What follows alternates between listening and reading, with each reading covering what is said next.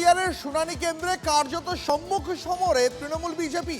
আসানসোল উত্তরের Manimala girls high স্কুলে ব্যাপক উত্তেজনা এমন পর্যায়ে পৌঁছয় যে পরিস্থিতি সামলাতে ঘটনাস্থলে ছুটে আসতে হয় জেলা শাসক বিশাল পুলিশ বাহিনীকে। দেখুন সেই ছবি।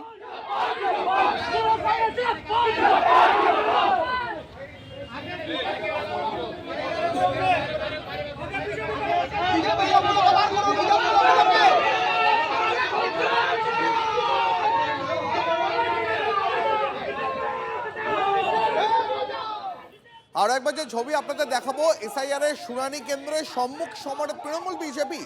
আসানসোল উত্তরের মণিমালা গার্লস হাই স্কুলে ব্যাপক উত্তেজনা, পরিস্থিতি সামলাতে ঘটনাস্থলে জেলা শাসক বিশাল পুলিশ বাহিনী।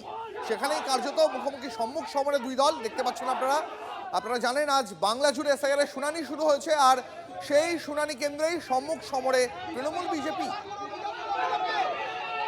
যেখানে এসআইআর এর হিয়ারিং চলছে সেই স্কুলের গেটের বাইরে ঝান্ডা লাগিয়ে ক্যাম্প হয়েছিল, তার প্রতিবাদ সাধারণ মানুষ করেছে।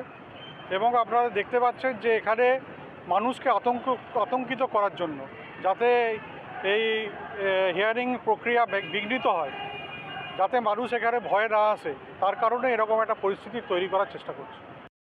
কার্যকর্তাদের উপর অতর্কিত হামলা তৃণমূল দুষ্কৃতীদের দ্বারা, এবং তারা হসপিটালাইজড রয়েছে, চেয়ার টেবিল ভাঙচুর রয়েছে, ক্যাম্প ভাঙচুর রয়েছে, এবং পুলিশ প্রশাসনের সামনে পুলিশ সহায়তা কেন্দ্রে এইরকম বাধা দিচ্ছে। এবং ডিএম সাহেব এখানে পৌঁছালেন এই ঘটনার পর, আমরা কমপ্লেন করেছি যেখানে জানাবার, ডিএমের সামনে শতাধিক তৃণমূল কংগ্রেস কর্মী ঝান্ডা নিয়ে সেন্টারের ভিতর ঢুকে গেল।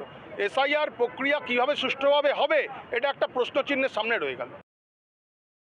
এসডিও সাহেব ওনারা বলেছেন ওখান থেকে সরে যেতে, ওটাতে কিছু মিসকমিউনিকেশন হয়ে এই ঘটনাটা ঘটেছে। আমি তারপরে ভিজিট করার সময়ও দেখলাম কিছুটা ওই উত্তেজনা চলছিল। আমি দুজনকেও অনুরোধ করলাম, ওরা যারা করলো এটা ইসিআই এর কোনো গাইডলাইন নেই হেল্প ডেস্ক করার, আর ভিতরেও কেউ